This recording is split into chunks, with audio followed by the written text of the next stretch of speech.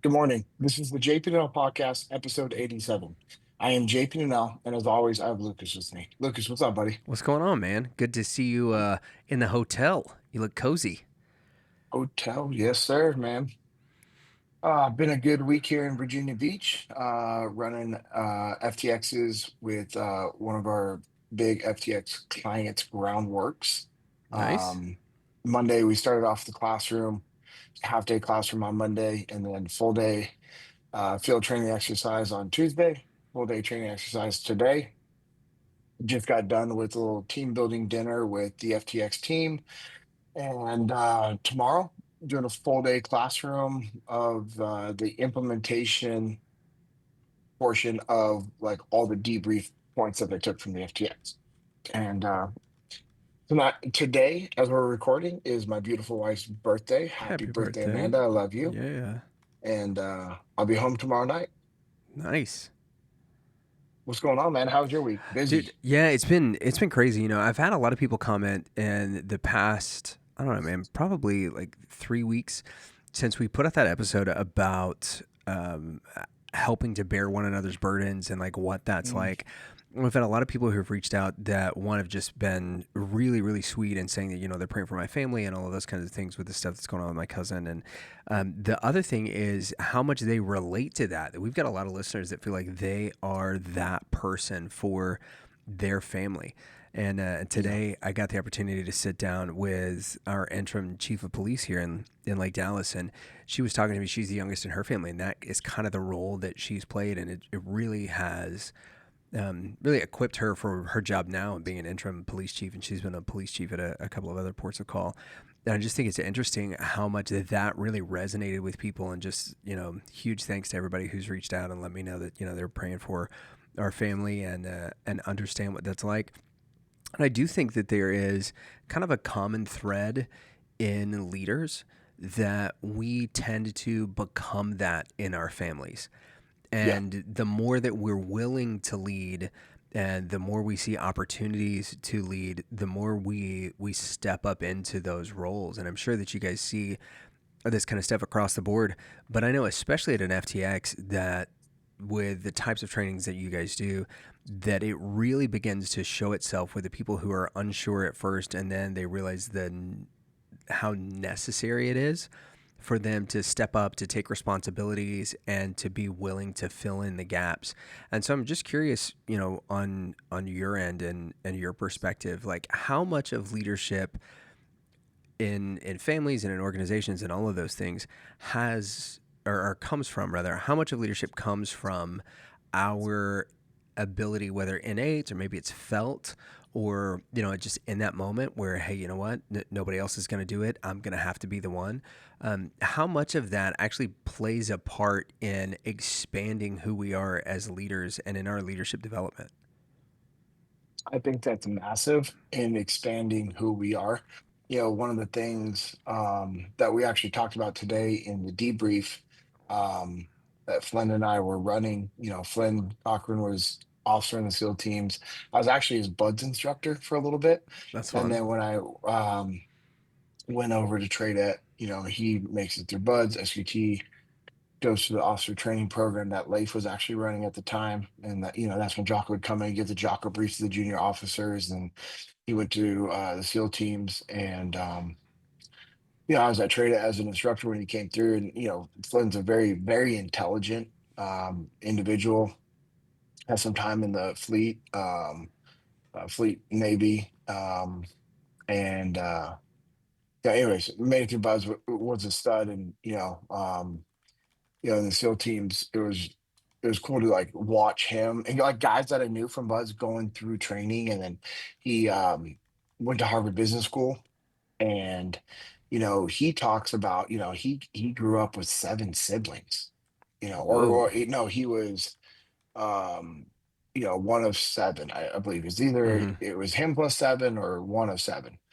And there's when that's going on and you're like one of like the middle younger child, there's a lot that you have to do as an individual. And he went into the military, and chose that route because he wanted to go to school, he wanted to be educated, but it was something he was going to have to do.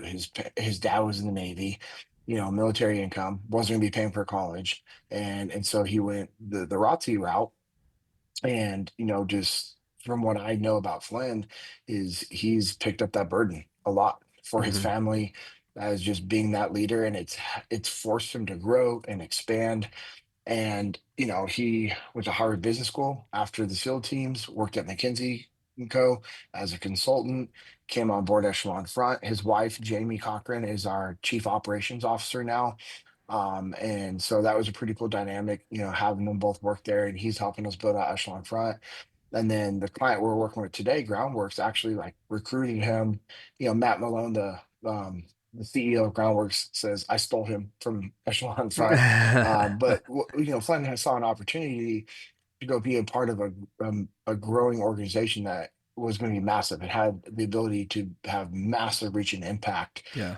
which we have at Echelon Front. But from a business standpoint, being able to be ingrained in with the company and bring these principles there and really work with them, you know, forced him to grow and expand a lot. He talks about that. He's learning the business to be able to grow, and was helping with mergers and acquisitions, and bringing up their training department and helping stand up safety with another guy that brought on for safety. And it's just crazy. And you know as I've heard him talk over the years about that and share those stories, there's always growth in that burden, and it forces you to grow. And that's, I think, something that leaders,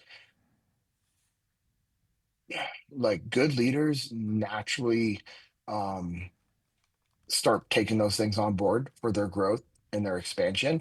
But you don't have to be in a leadership position to do these things. What we talk about at Echelon Front is, leadership is your ability to influence people. And Hmm. you can influence you the only way you can influence people is by having a relationship. Yeah. That's how you lead, is by building relationships. And so what I don't want people to hear is, oh, well, naval officer, Harvard Business School, consulting and Echelon Front, and now, helping grow a company. I'll never be like that. How does this apply to me? Well, the point is that that's a universal thing that we all deal with, is growth, and putting ourselves in positions to grow, what sometimes, whether you like it or not. And the good leaders are actually going to seek those things out, and they're going to just understand what they need. And good leaders also see in their people like the need to actually drive and put that on their plate to force them to grow.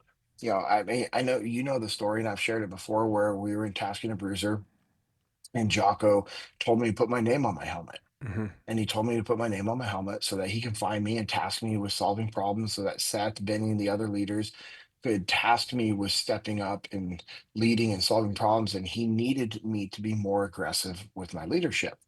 And that's something I didn't really want to do at the time, because I was comfortable in the chaos of my own world. And what I'm getting back around to is what I said earlier, is like, we were talking about this today. We were doing a debrief, and it was a super chaotic run. I mean, Glenn's like blasting music in the leadership's ears, so it's hard for them to listen and communicate. And not once did they ever say, "Hey, can you turn that off?" I mean, he's right next to him with a speaker, and it's so incredibly loud, and we have smokes all over the area. I'll send you some videos. You're gonna be like, "Holy, like chaos!" And these leaders are having a hard time, like, just being able to listen and think and communicate. And one of the points that I love Flynn brings up when he does this is, he always asks people like, "Hey, why didn't you ask me to turn it off?" Nobody asked me. And everyone kind of sits there and goes, "Ah." And the reason why, most people, is because they put limitations on themselves, and they think, well, I can't ask him to turn it off, Yeah. when in reality they could have said, "Hey, can you please turn off that music?" Now, whether he did it or not is, irrelevant. But it was the objective that we were trying to get from the debrief is, why weren't you willing to try to reduce that chaos and noise? And one of the guys brought up today is, he goes, "I work really well in chaos, and I like it, because if I shut off the chaos, then it might force me to grow into something bigger. Whoa. Think about that, man. Wow. And to all of our listeners, I want you to ask yourself right now, how often do you allow the chaos to ensue in your life so that you don't have to grow? Because when you stay in the chaos, you can stay in the chaos.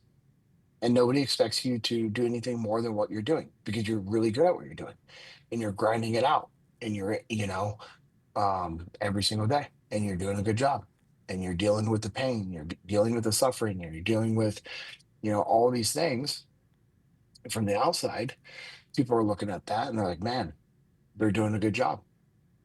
But how often, I'm sorry, but very often we don't try to eliminate the chaos out of fear of what would be next for us. Mm-hmm.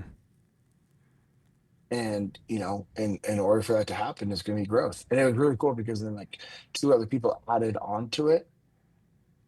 And, one lady, she's like, it's kind of like the martyr syndrome. You just, you know, you, you know, you live there. And it was an awesome day of training. Yesterday was awesome. We had phenomenal leaders. Mr. Malone, the CEO of Groundworks, came out for the last half of the day, and it was really cool watching him, watch his people, observe. He's out scanning for future leaders to be elevated even higher in their tribe.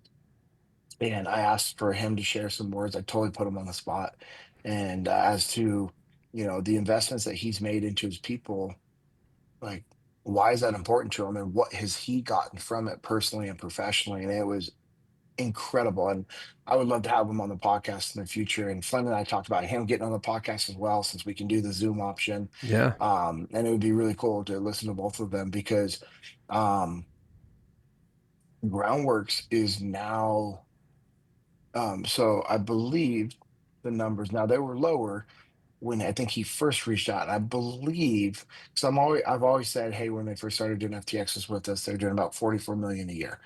And Jamie, I believe, one time said when Matt Malone, Mr. Malone, came out to see a muster because he had read Extreme Ownership. He's like, dude, this is crazy. Did a little research, found out about the muster. And he goes, I want to go see if these guys are the real deal. I Yeah. want to see what this is. Came out with the muster, brought some guys, and he's like, all right, this is legit. And that's when they reached out to Echelon Front, and Flynn started that. Flynn and Jamie started the business relationship with them, and wanted like a long range program. And I believe Jamie, we were talking through Groundworks, and when they came to the muster before even doing an FTX, their company was doing 27 million, which is Oh, great. I yeah, mean, man. That's 27 awesome. million. Yeah.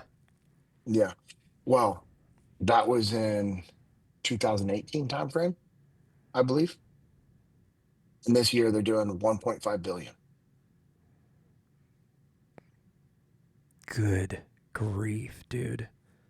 Now that's through growth and acquisitions, but all their acquisitions have grown. And Mr. Malone says it's, a big part of that is because of the culture of extreme ownership and using the laws of combat in everything that they do. It's a non-negotiable for them. They've brought companies on board, and if it doesn't matter if you're a top performing sales rep or a member of that, you know, company that they acquired, if you don't get on board with the principles of extreme ownership as part of the culture and the laws of combat and using the laws of combat, you're gone. And it's the like just the dedication that Mr. Malone has made to his people is absolutely incredible and unreal. And it was cool having him speak to his people because I wanted his people. Now they hear from him often, Mm-hmm. but I wanted them to hear it. And it was cool. There's so many people came up to me, they're like, man, this is crazy. Our leadership does this for us, that we get to do this training this week. And it's an investment. It's a big investment that they make to fly people in, to put them up in hotels for Monday, Tuesday, Wednesday, and then tomorrow for another full day of training. The cost of our training. I mean, it's unreal when you really think about that. And he does it without batting an eye. He does it because he knows taking care of his people is the right thing to do, and he has the ability to do that, and it's a part of their culture and who they are. But to see their growth has been awesome, and I wanted their people, his people, to hear that and to hear from him. But for selfish reasons, that I told him afterwards, he's like, "Don't ever call me out to speak in front of the people again." I'm like, "Okay, sir, like that was awesome. Your people need to hear that." And I told him, I was like, "That was also for selfish reasons, for myself and for my team, for the FTX team to be able to hear from you, just an incredible badass CEO." I mean, we get to hear from Jocko and Leif all the time, which is awesome. And the FTX team hears from them often when, they're a part of the training, or the FTX team gets to come to a muster and help participate in a muster and then do a post muster FTX. But they don't get to hear from other leaders like that. Yeah. And we have guys on the FTX team that have their own businesses and, have their own lives outside of FTXs because they don't do that full time. And one of them is my buddy Coulter, who's in the process of doing some acquisitions himself, and it was cool for them to hear it. And one of the role players, it was one of my buddies, took leave to be able to come do it. Active duty SEAL teams, 19 years. We actually went to high school together. I did 19. He's at year like 19 right now in the SEAL teams. He's an E8 senior chief in the SEAL teams. Also has a business that him and his wife run, on the side. And, for me, it was important that he was able to hear that as well, to, Mhm. just for things to think about. And, um, you know, I've gone down this little rabbit hole based off that question because I think about the burden that Mr. Malone has carried for his family and for all of the families at Groundworks now. And it requires him to continuously be uncomfortable and to grow and to expand. And I've seen it in Flynn. I've seen it in all their leaders that I work with. And it's something that's required of us all, to be real. Every single one of us should be stepping up and finding opportunities to lead our families, lead our neighbors, our communities, our friends, our coworkers, lead your peers, lead your leadership. And that's hard. It's hard to do. But if you're not going to do it, who's going to? And that's the thing I would also ask, all of our listeners to think about in regards to what you asked, Lucas, is if you're not going to step up and lead your family, who's going to? You have to be willing to carry that burden. And there's a very real burden associated with leadership. It's interesting when we look at like somebody who is a successful CEO that is able to do it. And you mentioned earlier that when you hear somebody's story like Flynn's, and you're like, well, I'm never going to do that. I'm never going to graduate Harvard Business School, and I'm never going to be that person. There's two questions that you have to, or that always come to mind. One is why not, right? Like, what's stopping you from being that person? And the second is, do you have to be? And when we're weighing like whether or not it's our responsibility to do something, or when we see that opportunity, we're like, hey, you know what? Nobody else is going to step up. You've talked about it with your last mission, or the task unit's last mission in Ramadi, where the guys could have saved it for the next task unit that came in, but that the attitude with the guys on your team was, hey, you know what? If we're the best prepared, right? If it's not going to be us, then who's it going to be? When we see those opportunities and step up in it, how do we overcome the fear of the well, I'm never going to be able to be this person. Asking that, like, the well, I can never be that question, and sort of that, like, well, how come you're never going to be that person? Is it a capabilities thing? Is it an opportunity thing?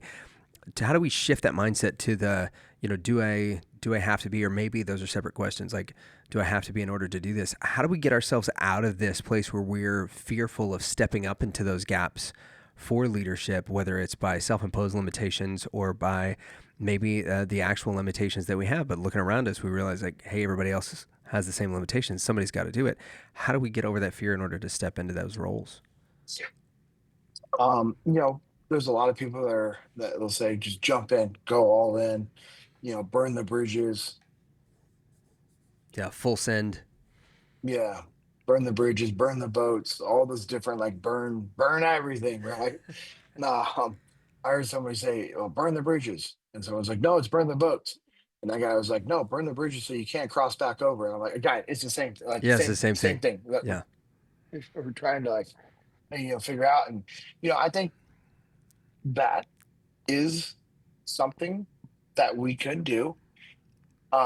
Is that sustainable? No. What I know to be sustainable is making small iterative steps and moving in a direction. Yeah. And you make a small step in one direction. Cool. Awesome. This is working. Let's do it again. Let's do it again. Start small to where if you do fail, it's not going to like ruin your life and ruin your family, Um, now there is something to be said about, okay, well, what's your level of commitment? If you're not willing to go all in, you're not committed. No, that's not true. I'm committed to winning. And guess what? Part of winning is knowing that there's going to be losses along the way, and I have to mitigate those losses so that it doesn't impact the people around me in a negative manner. And the way I do that is I make small iterative decisions, but I keep doing that every single day and I keep moving forward. And as you build momentum, as you build confidence, guess what? Then you're going to make bigger steps and bigger steps and bigger steps and bigger steps. And then, look back and then people are like, oh, it must be nice. You just go all in. Well, it seems like you're going all in, but what you don't see is the last decade of small commitments and decisions and failures along the way that didn't ruin you, that didn't wasn't devastating to your family and to your business and the people around you, and you can recover from those things. You do self assessments, you debrief, and debriefs facilitate and expedite growth. So you think about the FTX. You've seen FTXs. We've talked about them a lot. I mean, the FTX that you were out observing and helping gather media content for Echelon Front. Remember that very first run it went out Oh on? gosh, yeah. Yeah, and it was a circus. And there was no enemy fighters shooting at them until the very end, and it was because they made all these mistakes. And it was a softball. It was the easiest run that they will ever see in their life. And then by the end of day one, run 5, 6, or 7 later, maybe 8, depending on how long the day's going with the individual FTXs, they're shooting and moving as a team. They're hitting multiple targets at once. They're doing follow-on missions. They're doing hostage. They're doing all these crazy things that if we started off there, there's no way they could do it. It doesn't matter how committed they were or how all in they were. Yeah. They would fail epically. But that's why you start small and you scale up and you make small iterative decisions, and then you debrief. You talk about it. You think about it, and you ask yourself, okay, what went well?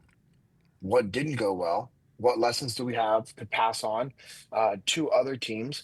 And what are we going to fix to improve and to continue moving forward and being able to recognize things? There's a scenario that we do in the FTXs. I'm not going to give the name, I'm not going to give anything out, but it is a catastrophic failure every single time. It doesn't matter who you are. And when we would first introduce this stuff to guys in SEAL teams, they would epically fail at this same type of mission as well. And then we would debrief it. How often do you guys think? How often do you think guys in SEAL teams made that same mistake after that epic failure and a very hard critical debrief? Yeah, probably very rarely, if ever. Very rarely, Yeah. maybe a second time, because some things look different or it changed, and then that's when guys are like, okay, here are some things that are showing me I'm trending in this direction. And so they're able to be like, nope, stop. I'm not going to keep pushing forward. I'm going to find a different route. I'm going to find a different thing to do. Or I'm going to recognize like, hey, you know what? Actually, we're mission failure. We are returning back to base before we lose everybody. Mm.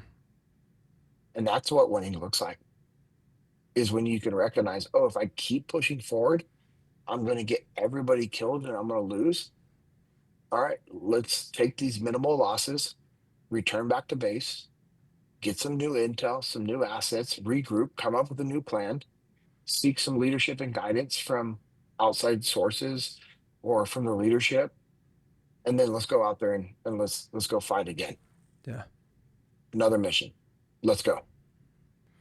You know, we're trying to work things out to get Pete Roberts on the show, and he tells a story a little bit Yes. about this same kind of thing when he was, you know, starting Origin. Is that, you know, stuff was going in the right direction and everything was trending in a certain way, and he was really trying to figure out like how they get over the next hurdle, and knew that they didn't have the capital to do it, they didn't have the manpower to do it, and so if I remember right, that there was a meeting that his dad had set up with a friend of his that was a really great businessman. And essentially Yep. the guy told him, they're like, look, you think that you're all in, but you still have all of these escape hatches along the way, that all of these exit ramps that you've built in, all of these contingencies, and that you're not fully in because you're still, you know, you still have your eye on an exit ramp, even though Mhm. your pedal is to the metal, like you still have your eye on the exit ramp, and you've got to essentially just take your eyes off of it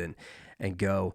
And I do think in these situations where like maybe you do have to step up into something or take on a little bit more responsibility, you know, whether you are, um, you know, we see this with our interns all the time, is when they start trying to take stuff off of my plate or off of their, you know, direct reports plate and those kind of things, that's when we start looking at them and saying, oh, you know what, this is somebody that could be a long-term player on our team, that Yeah. really is, they're looking more at that. And the same thing happens in police departments, right? Is that, are you, you know, we oftentimes see silos that get built in, whether it's corporate environments or you know, first responder environments or those kinds of things, where people become loyal to a person and not loyal to the mission. And I Mhm. think one of the things that we've got to be cognizant of when these gaps show up, or when there are holes in leadership that have to be filled, and having that attitude of like, hey, listen, you know, if not me, then who? Also realizing that the more we put the mission first and the team first in these situations, the more support we're actually going to get from everyone around us, because they know that like that movement is being made in humility.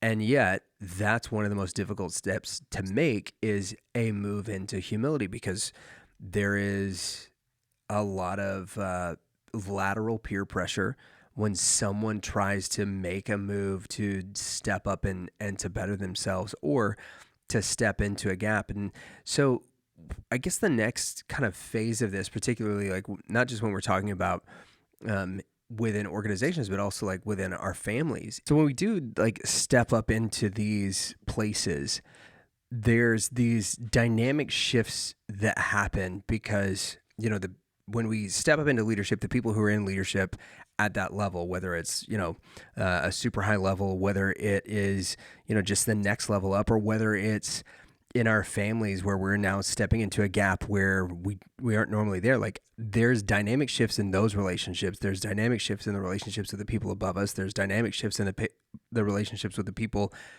that were below us, and now those who we've kind of left behind whenever we've, you know, made that step. How much in those instances, you know, when we've made those steps, how much, one, should we be concerned about the way that the relationship dynamics have changed, and number two, once, you know, we're in that position, um if we're not concerned about how the relationship dynamics have changed, does that say something about maybe all of the people that are involved, that like, hey, I wasn't concerned with how the relationship dynamics changed? Or that if the dynamic changes, like, hey, you know what, everything was great, thanks for stepping up, now you got to go back to your position, like the dynamic changes if you stay there, but the dynamic changes also if you go back down.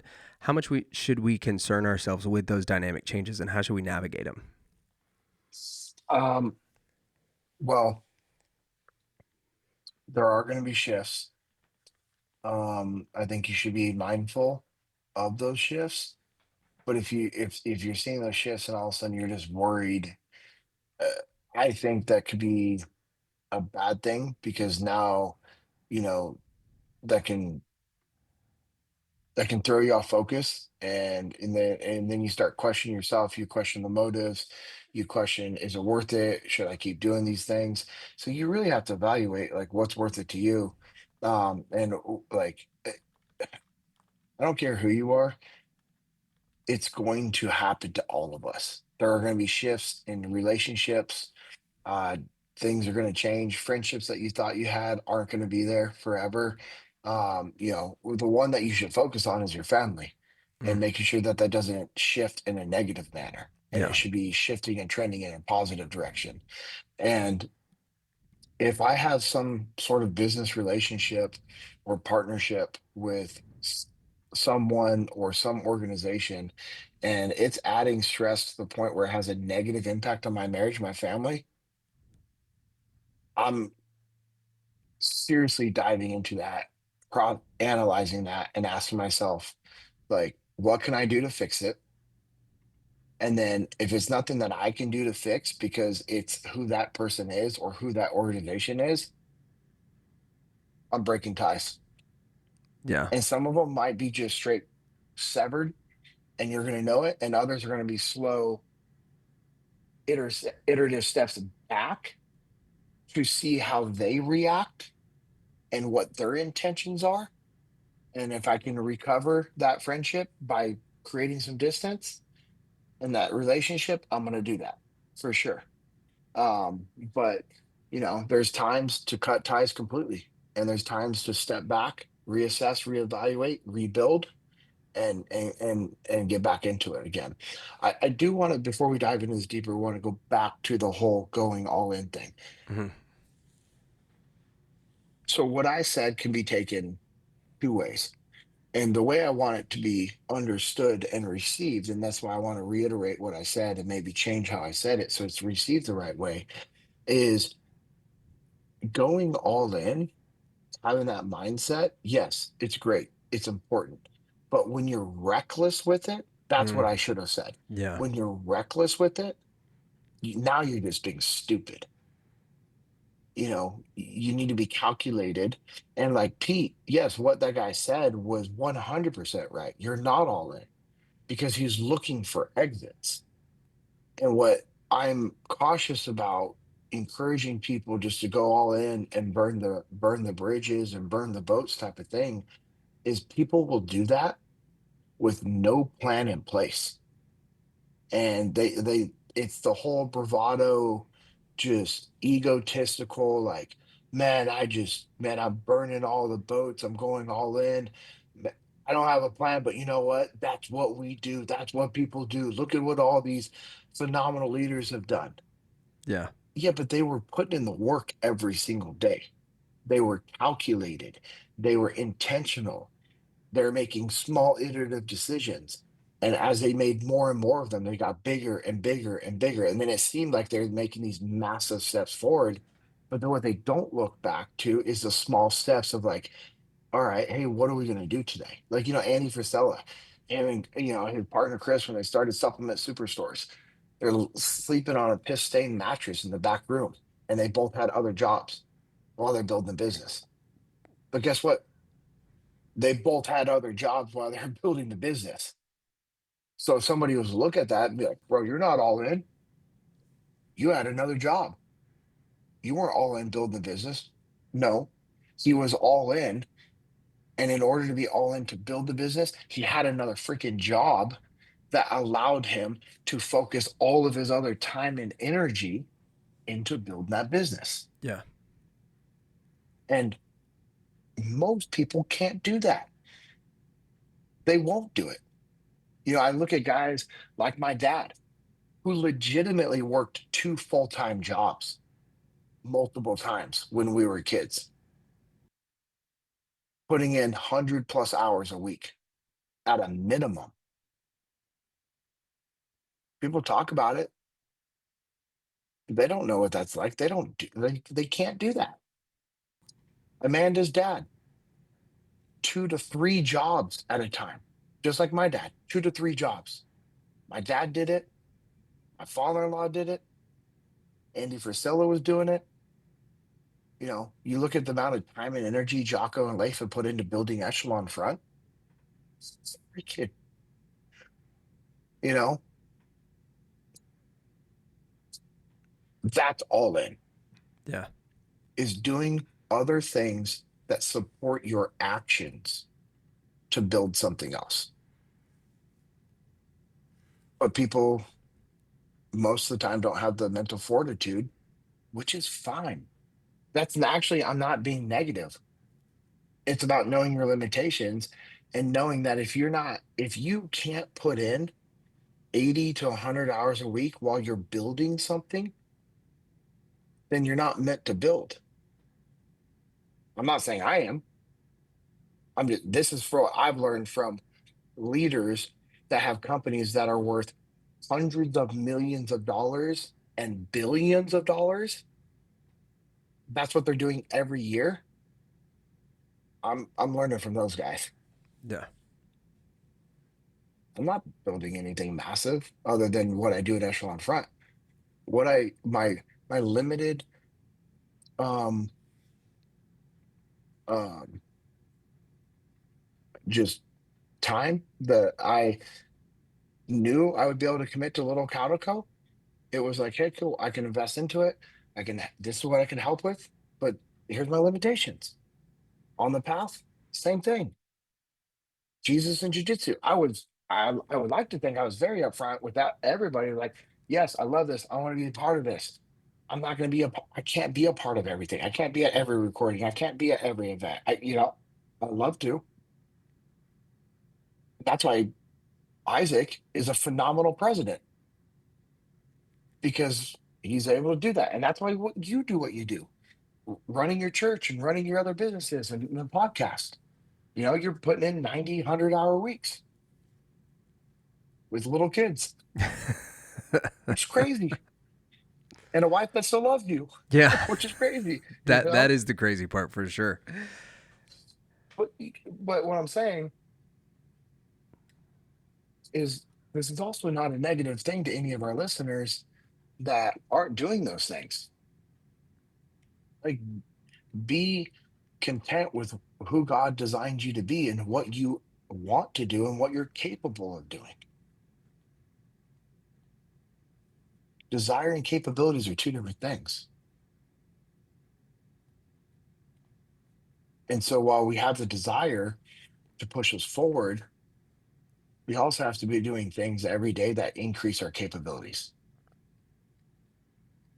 And I know that's something you do as a pastor, as a leader, and that's what you encourage and pour into your people to do the same. I mean, I don't know, just some random thoughts as we were discussing that. I mean, Yeah, I love what I get to do at Echelon Front. It's absolutely insane if you think about it. for sure. And it makes me think there's a Kevin Costner quote that's been kind of floating around out there. Is he talks about how he's been talking to a lot of young guys and they're like, hey, I want to be an entrepreneur, and he's like, no, you don't. Like if you don't want to be the guy who at 3 a.m. Gets an email or a text message and you roll over and you look at your wife and you say, hey, listen, everybody else is going to get paid this month, but I don't know that we are. But Hmm. I'm going to find out a way to make it, but we've got to make sure everybody else is paid, and I don't think we're going to get a paycheck this month from the company or whatever. That if you're not willing to do that, then you don't have that entrepreneurial drive, and the fact is not everybody is wired that way. And really, when we figure out like what we're actually geared to do versus putting all of this either ego pressure on ourselves that this is the kind of person that we need to be because like I read this book or listened to this podcast or whatever.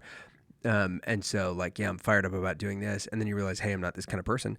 Don't allow that to be something that prevents you from reaching your potential Yes. when it could be, that like, hey, maybe you're not this person, but every one of those people that's at the top needs a second in command. There is a dire need for young leaders who are willing to be on the front lines. There's a dire need for people who are in those middle management positions that are able to build other people up. And I go back, there's a business principle called the Peter principle, and I think we've talked about this before, but that like essentially in corporate structures, that what typically happens is that people reach the highest level of incompetence that they can, and then, they don't improve past that. Well, more and more what we're seeing in businesses today is that people are like bypassing the promotion. They're like, "Hey, we Mm, want you to move up," and folks are like, "Hey, listen, I don't want that responsibility. I don't want that responsibility. I don't think it's healthy for me or for my family, or maybe like, listen, I can't do that. I've seen the capacity that those people work at. I can't do that. I'm good where I'm at and helping to recruit the talent for the people that can be above me. And you know what? If I yeah, can promote the guy, if there's a guy that, I work with that can take that position, how much better is my relationship with my boss going to be when I'm the one that trained him and was able to promote him?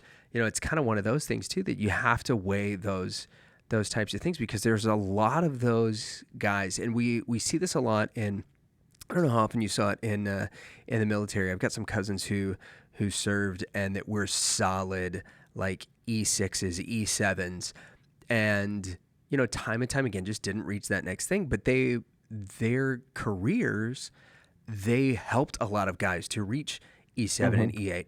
The amount of officers whose respect that they have because over the years this guy has done his job well, and like consistently helped to train great officers and great leaders and all those kinds of things. Like the respect, the legacy, all of the things that they leave behind are as impactful as that high level entrepreneur that wrote 7 books that everybody loves. Like the truth of the matter is like that other guy and the relationships that he's built are just as valuable as that person that has all of the, maybe the clout, right? yeah, And that if we're yeah. getting into these things to chase clout, that we've missed the point of like what our actual gifting and calling may be, and we will live in a place where we're totally unsatisfied.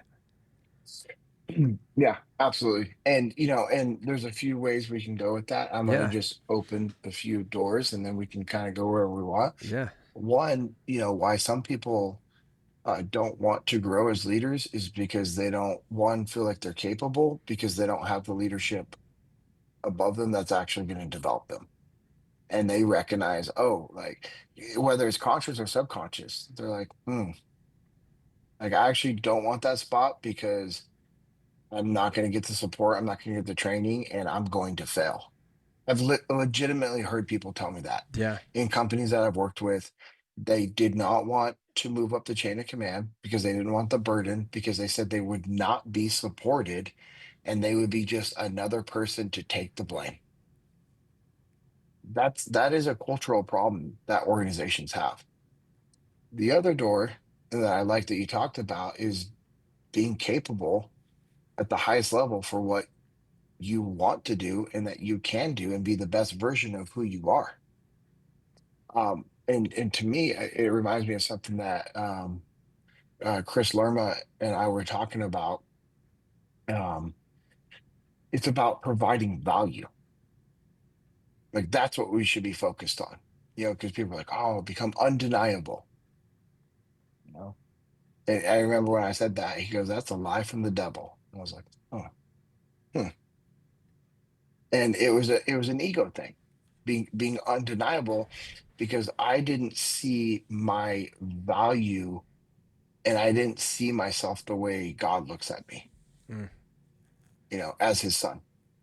And what I should be focused on, him and I were talking about, was being a man of value, providing value to all the people around me, to my wife, to my kids, to you, to Jesus in Jiu-Jitsu, to Little Calico, to, On the Path, to Echelon Front, to Leif, to Jocko, to my team, my peers, like just providing value. And I fail in all of those things. I know. But then you also have to do an assessment of like, okay, where are you getting value back? It's great to provide value to people around you, but if you're just constantly pouring your cup into something that never returns anything back to you, that's an unhealthy relationship, yeah. whether that's in business or an actual friendship or marriage. Like there has to be an actual like back and forth with that. And that's why I'll pour everything I have into Echelon front because guess what gets poured back into me? Everything that Everything. you've given. Yeah. It's actually more. I get more from Echelon front than I could ever give. I get more from Jocko and Leif than I could ever give them back. And it's actually really frustrating.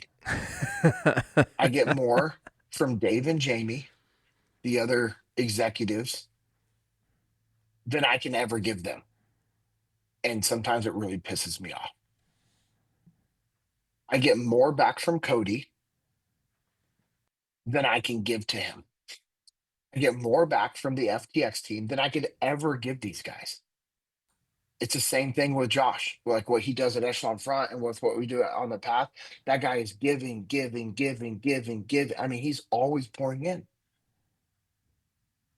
And so it's just like you have to do these assessments. And there's a lot of other examples I can give for sure of other relationships that I'm in and business and partnerships and all these things. And I'm blessed. But I think the thing that more of us need to focus on is what we're pouring in to other people, so that we can be intentional about the value that we're providing. You never lose when you pour into somebody else, right? When we're trying to climb a ladder for one reason or another, and maybe it's status driven, maybe it's ego driven, maybe it's driven by insecurities or whatever. When we set out and we are focused on a me centric goal, then the opportunities to lose are all around us. When we spend our time pouring into others, when we keep the mission of serving others and doing things for others, when we keep the team first, then no matter what happens, whether we win or we lose, obviously we want as many wins as we can get, but whether we win or we lose, then we still have something to be proud of at the end of the day Hmm. because we invested in the people around us and we gave them everything that we had. And I do Yeah. think that when you step up into one of these gaps, whether it's a gap for your family or whether it's a gap for leadership or, whatever, that all of the fears, all the worries, all the complications that we've talked about in this episode, they all kind of melt away when you're doing the right thing for the right reasons, which is the team and the mission. And Yep. whether that team and the mission are your family or whether the team and the mission is everybody else, when you're doing the right things with integrity and sincerity, then you're never going to have something that you walk away from with regrets.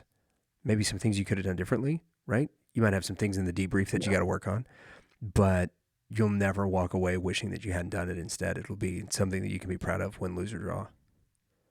And you put in the work. Yeah. And like I said, you did the right things for the right reasons.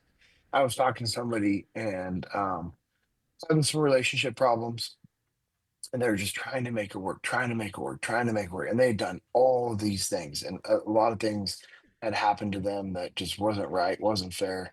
There was a bad environment. They shouldn't be in the relationship, but yet they still wanted to go back to it to try to make it work, to try to help fix that person. And I just asked this individual, I said, at what point is it enough? Like, are you going to ruin your life in the pursuit of trying to help somebody else? Like you said, it's great to pour into people. You never lose when you pour into people until it's a situation that the only person that's putting in the effort is you, Yeah. because then you go dry. Now, it doesn't mean that you just stop helping people. These are specific, incidences that I'm talking about. And you have to be able to do that assessment. Yeah. And it's hard. Yeah, it It's is, hard. but that's we've talked a lot about this. I'm going to use a fan favorite word here. There's a dichotomy in Yeah. everything, right? That, Yeah. the idea of disciplined but not rigid makes a lot of sense to us. But so should the idea of like servant but not doormat, right? That like it's important to serve Yeah. people, but when people are walking over you all of the time, that's not walking in humility.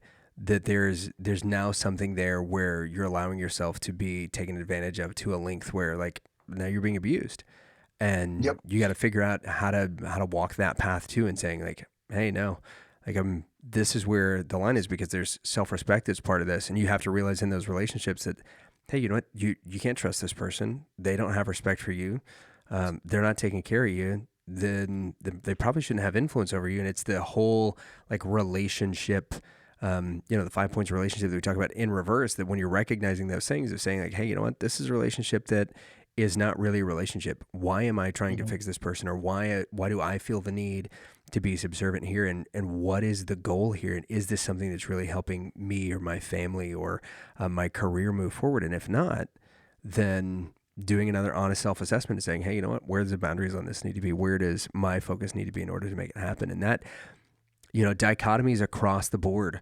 are these like nearly impossible lines to walk, which is why on y'all's assessment almost nobody can bubble in like that center of the of the five things. It's like nearly none of us have everything in perfect balance, right? But Yeah. when we realize that we don't, the closer to center we become, I think the better and more effective that we are in all of that stuff. So what is your, but from the experience and stuff that you had, the people that you work with, if you see somebody that's there and they're kind of, leaning too heavily one way or the other, how do you encourage them, when they've made that step to fill in a gap, or jumped into a leadership role, or now they've taken on a lot of responsibility because nobody else was doing it, and now they feel themselves being pulled really one way or the other, whether it's too much or too little? How do you encourage them to get back to this kind of middle ground where they're in a position where they've got the dichotomies balanced? Well, first step, you do the assessment like you're talking about, and then pick one that will have the best or greatest impact to you and your team, family, organization, whatever it is, Right. and start working on that one thing. And I'm going to go back to something I said earlier. That's an iterative step. I'm picking one thing that, boom, I'm gonna start working on, and then I'm gonna work on something else, and as I'm working on one thing that's far right, trying to get it back to the left. Well, now a lot of focus is going there, and that means that I'm not focused on some of the other things, and so I have to be aware that there could be now a shift in something else. Like, hey, I'm really trying to work on decentralized command, and I'm out of bounds on decentralized command. Well, if I if I do it the wrong way, and I'm not like mindful of my other laws of combat, then cover and move could suffer. Because I'm being now I'm trying to be as decentralized as I can. I'm trying to empower my people, and I'm up and out, and I'm just, and so the time I used to spend with my people, because now I'm actually trying to be up and out and decentralized, I'm not spending a lot of time with my people. Well, could those relationships start to suffer when I'm not around as much and talking with them as much? And so now cover move goes in a direction I didn't want it to be. And so there's this back and forth that we have to be just, and we're constantly moving back and forth between them, and up and down, in all of them. And going back to one of the other things that I didn't want to interrupt you, but I think it's also important to add on to one of the things that you're saying is, we also run the risk of enabling people that are entitled if we're always just giving, giving, giving to them. 100%. You got to be careful that you're not enabling people Yeah. to be even more entitled, consciously or subconsciously. You're feeding that with them. Yep. It's I, something to be careful of. yeah, and maybe that's the too much and too little on the different sides of the service Yes, sir. thing, is when you're serving Yep. people like, yeah, you can get run over, the others that you can enable all these people that don't need help. And man, that's the part of leadership that's so challenging. And I do think that that there's a lot of these things that we don't realize how challenging they are until we're in the middle of it. That, Yeah. I took this step to do it. Nobody else was doing it. I stepped into the gap, for my family, for whatever. And now we're in the midst and we're facing all these leadership challenges that we feel like completely unequipped for, that we obviously haven't been trained for. There's a moment though where every leader has to figure out when they're in those situations, they've started to bear some of the burdens and take on some of the responsibilities. But it's easy to think in that moment that you, like, because you took on this job or this position, or jumped into this to fill this gap, because you're taking on so much more, that you feel like you have to do more, and then you get to a spot where you really need help. And this is where, in my experience, I see a lot of leaders who are new to it, or new to a position, or maybe they're jumping into a gap to fill a spot for their family because something's going on. And we see this a lot with funerals. Is somebody passes away and the family doesn't know what to do, and then somebody from the family will kind of take the lead, and they'll start to be the one that organizes everything and tries to get everything in order, and is meeting with the funeral director and bringing everything together, and helping people plan with the family and their trips and all the logistics and all that stuff. And then they start to become overwhelmed with all that, feeling like, because they took on this position, that now all of these things that everybody's coming to them with are their responsibilities. How do we help a new leader understand, or somebody who's in a new position or that's jumped into the gap like that? What advice would you give them, or how would you help them to understand that it's necessary in those moments to not just ask for help, but to also remember to distribute responsibilities, some of those responsibilities, to other people, because they can handle it, so that we're not over enabling. We're not also becoming, the easy button for everybody, and yet still bearing all of those things. I was Cody and I were doing a full day workshop with one of our LDAP clients at Echelon Front, which stands for Leadership Development Alignment Program. It's the long range partnerships that we have with clients where we're working, multiple workshops and iterations with them over a year, 2 years, whatever. We have some LDAP clients that continue to come back and do another year, another year, another year, as they've been growing and seeing the value of the training. And we were hitting heavy on decentralized command. And one of the guys, as we're talking about, okay, hey, what was your takeaway from today's training? And we were doing a debrief on this section, and we weren't even done with the day. And he goes, I just realized something I've never realized in my entire career. He said delegation through decentralized command is a gift to your people. Mm. And you're robbing your people of that gift when you don't properly decentralize and you don't delegate tasks. You're robbing them of that gift, because when you give them tasks and you empower them and you enable them to go out there and make decisions and lead, and you give them ownership, you're giving them a gift of growth so that they can grow as a leader to be able to move up in the organization.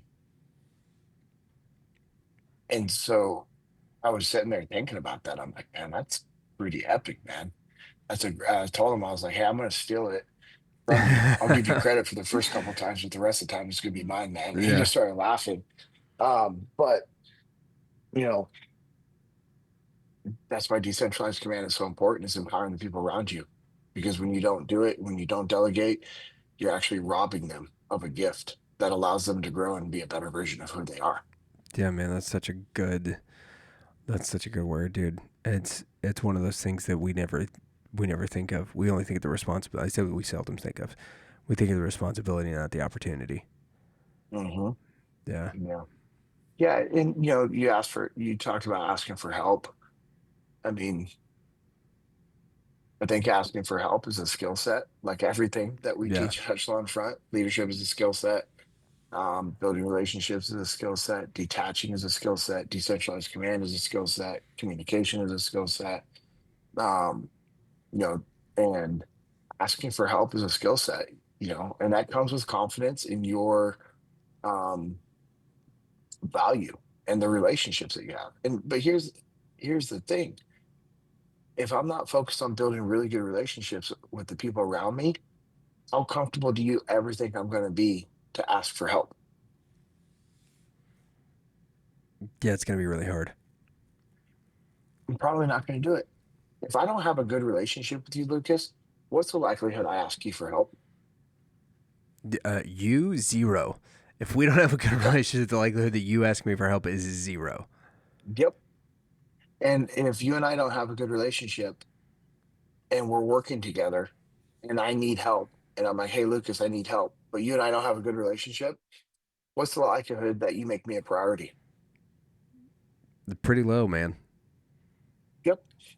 So relationships are paramount to asking for help and being able to receive help. Yeah. I think that confidence from asking for help, whether it's up the chain of command, cross with your peers, or down the chain of command, is tied into the relationships that you have with your people. 100%. Dude, that's good stuff, man. I think that's a good spot for us to wrap it and get some final thoughts, because this is it's interesting to me how much positivity has come out of that episode that we did. How many people are in this, and I think helping them, flesh this out definitely answers a lot of the questions that I was getting in my DMs. I know that the podcast was getting in ours, and I know that you consistently get in yours. And if you want more discussion about this kind of stuff, drop us something in the comments on the YouTube channel. If you're not subscribed to YouTube, go click the subscribe button. It's right there. It's easy. Ding the little bell so that you get notifications when new stuff comes out. When we're doing some of our YouTube shorts, if you're not following us on Instagram, go follow. Be part of the conversation. JP's at JP Dinnell. He answers a ton of questions that's on there, but the questions that you guys ask on his Instagram page are the same ones that we'll come back and answer on the podcast. So if you want to have your question answered, that's a great way to do it. I'm at Lucas Pinkard. Go check out our new podcast page at JP Dinnell Podcast. We've got a bunch of cool stuff on there. We've partnered with Jonathan and Ann from First in Nutrition. We're doing Hump Day health hacks now, where those guys are helping us out on Wednesdays to stay on the path midweek. We talked about counting calories. We talk about the importance of getting the right kinds of proteins, how to select the right kinds of foods, all that kind of stuff. So we got some fun stuff happening there. Tomorrow, this comes out on Friday. Tomorrow, if you are in the DFW area, we know it's Memorial Day weekend. You need to skip on over to Eastside Dojo in Plano, Texas. 12 noon. Jesus and Jiu-Jitsu's got a seminar with Marcus Buchecha. He's going to be putting Yeah. on a seminar for us. Super stoked about that. And then Matt Chandler, who's been just a tremendous friend and supporter of Jesus and Jiu-Jitsu from the beginning, going to be sharing a message with us. And super pumped about that. When we started just talking about having Marcus come out and do something for us in the Jesus and Jiu-Jitsu group, it was like, yeah, one day that would be really cool. And then when Isaac called and was like, hey guys, Marcus Buchecha is doing a seminar, I might have DT'd a little. It was pretty exciting stuff, man. It's going to be super awesome to have him there. So that's tomorrow if you're listening to this when it comes out. If not, then you missed it. Go check out Jesus and Jiu-Jitsu _USA on Instagram. You can follow all of our stuff there and get in on the next event. Be part of the discipleship group. There's some cool stuff happening there. Maybe you know what you're thinking. Yeah, I would get on the mats, but I'm a little ashy. One of my closest friends is Dr. Chris Respis, who is he pastors the incredible black church in the Dallas area, and he asked me the other day. He goes, "Hey, dude, what do you do? How do you know when you get ashy? How do you know when your skin gets dry?" And I was like, "I don't ever moisturize or anything." And he thumps me on the arm, and I'm ashamed to say that there was a little puff of dry skin there. And you know what I did? Immediately went home, got on littlecattle.co, and I ordered a little bit more beef tallow, because it's not appropriate for me to look that way. And no wonder my sunburns peel and are as nasty as they are. But beef tallow products, they got the beef sticks. We are about to just place a big order for all of our stuff for Father's Day. Awesome Father's Day gift is the bundle of beef sticks that you can get from Little Cattle Co. The beef tallow is a great aftershave, is what JP and I use for our aftershave. And, I will say preliminary studies or preliminary, what would we say? Preliminary anecdotal evidence is coming in that the invigorating coffee scrub might waken the hair follicles a little bit. At the very least, it does feel like your head's got a little bit more energy whenever you use it on there. So maybe you wake up some follicles, maybe not. It's a wonderful way to get all the dead skin off so that you can then put that tallow on and rejuvenate what's underneath it. So make sure that you check it out, littlecattle.ca. If you want to be a wholesaler for any of that stuff, send a message to Amanda at littlecattle.co. On the Path Printing is running shirts now. Check them out at On the Path Printing on Instagram. Send them a message. We've got NCC shirts coming up. We've got JP Dinnell shirts coming, and I've almost got that design finalized for the special 4th of July shirt, which will definitely not be approved, but if you want to get in, if you want to get one of the secret ones that's going to be printed, maybe we ask for forgiveness instead of permission. DM, shoot a little DM to On the Path Printing, and maybe you can end up with one. If you want to know how the guys on TU Bruiser did it, if you want the gear, if you want the training, go check out Bruiser Arms. Leif, Jocko, JP have put together just some incredible gear packages. They do custom gear packages. They might have done one for the King. And on top of that, they do some incredible training down there. The facilities are absolutely stellar. Like I've said before, the half face blade partnership with the box opener, you could open other things with it, maybe if you needed, I don't know, what other stuff do you open? You can cut fishing line with it. It slices at a very high tensile strength. If you would ever, have to use it for, let's say if you're like me and you like to butcher your own meat, it slices through stuff really, really, really easily. And you can do that. You could cut a nice steak with this. And maybe if the steak for some reason was really aggressive towards you, you could make sure that the steak didn't want to be aggressive towards you anymore It's a good de-escalation tool. Is that what yeah, you're saying? yeah, 100%. And it's got the super cool T Bruiser stamp on it. So check them out. And as always, massive thanks to the guys over at Origin and Jocko Fuel for keeping us clothed, for keeping the podcast up and going. We've talked a lot about Jocko creatine, the new combat tested formula, absolutely amazing.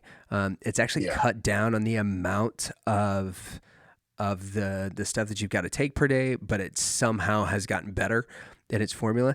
Did you know there's a new flavor of the Hydrate sticks out? They've got the fruit punch in the stick now, and that's been it's a game changer for us at the Pinkert household, because you can put in the stick of the Hydrate, you can put in the stick of the creatine, shake it up, and then Mom's got a drink that she's like, oh, this is pretty tasty. I like the this. orange flavor is good too. Yeah, I haven't tried the orange flavor yet. Right, good. I'm still a little salty that it's not Afterburner orange, so I'm protesting until just my next order comes in, because the orange is coming in on the next one. So that's what happens. Yep. And But then, yeah, the new oh man, what's it called? I don't know. The Nitro Pop. Oh yeah, I saw that. I saw that. I haven't tried it yet. Flavor. Yeah. Come on now. And the new what is it? The coffee and donuts protein powder. Yeah, that's got a little hit of caffeine. Former guest on the show, Father Stokes, just posted a picture with him and his coffee and donut milk this morning. Yeah. So he's getting after it. And that way, also Origin, if you're not following Origin, you need to go check it out. They've got a bunch of prototype stuff. They're asking for your votes to see what you want on an Origin sneaker. Looks pretty rad, and they might have had an Origin flip flop on there today, which looked pretty cool. So yeah, I saw it when I was out there last time. Yeah, different prototypes working on. It's incredible. Yeah, they said they're sending the first few to a guy in San Diego, Jocko Wilnix. I don't know. Yeah, so Jocko's getting the first few, because he's got to test them out on the mats of justice. But keep up with it, and if you subscribe to that Origin page, there is an insider little message that you can get on an Instagram where you might get 24 to 48 hours notice ahead of time to get some of that stuff that they're doing the limited runs on. Man, it's awesome. Yeah. That's how I got some of my gear. Is say, hey, we should do that for the podcast page for merch when we're dropping it. Oh yeah, especially for the 4th of July. Yeah. If this Well, 4th of we'll July see. merch gets made, if it gets snuck past the higher ups at the JP Dinnell Mm. podcast, it's going to be awesome. The bison of freedom will rock the world of all Americans who listen to the JP Dinnell podcast. All right, I'm done wasting people's time. What's your final thoughts, bro? Um, Man, I've got a lot of things that are just in my brain right now from just this week, from this conversation. Um, but I think the thing that I'm going to implement in my own life as a reminder is, while we need to have this all in, win the fight mentality, we can't be reckless. You can't be reckless with your relationships. You can't be reckless with your money. You can't be reckless with your assets and your resources. And I'll reiterate it, you can't be reckless with those relationships, because the stronger the relationships that we are intentionally building become, the more value we are going to be able to provide to people around us. And we need to be striving to provide value every single day. So, with that, I appreciate you, Lucas. I know we're doing this late night, but I'm glad that we got it in. Very thankful for all of our listeners out there for sticking with this. The feedback that you guys give us, the questions you guys submit, sharing the podcast, helping us grow. When you guys share it, you copy and paste the link, you put it in your story, you send it as a text message. Those things actually really help us. So I just want to say thank you. And I hope this episode has been a reminder to go do the work that's needed, to put in the effort, to build your legacy, and to never settle. This has been the JP Dinnell Podcast, episode 87.